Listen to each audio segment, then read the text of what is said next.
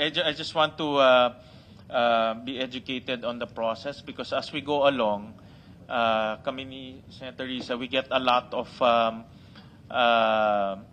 tips and information, no? Especially when the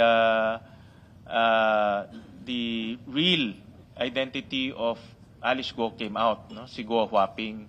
Kaya mayroong mga tips na lumabas sa amin at papakita ko ito para makatulong rin sa inyo.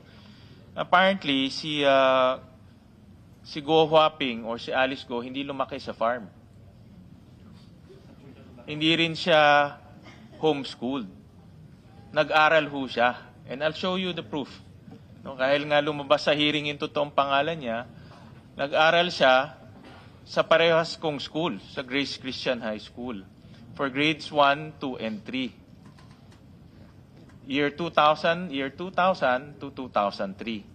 No? So, hindi siya homeschool ni Rubilin. Nag-aral ho talaga ho siya.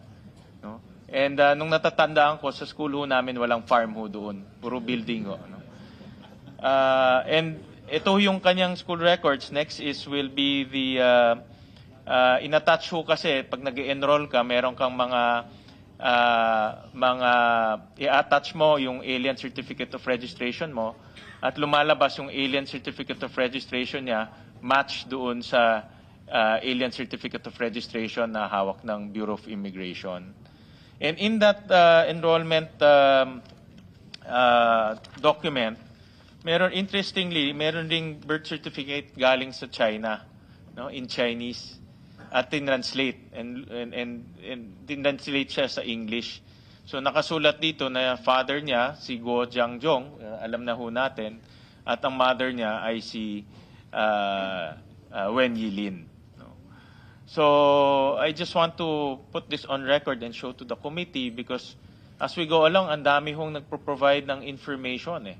Kasi nga lumalabas yung totoong identification at gusto ho namin din magamit. Sayang naman itong mga pieces of evidence at gusto ho namin magamit para lalong tumibay yung kaso na ifina-file po ng ating Solicitor General.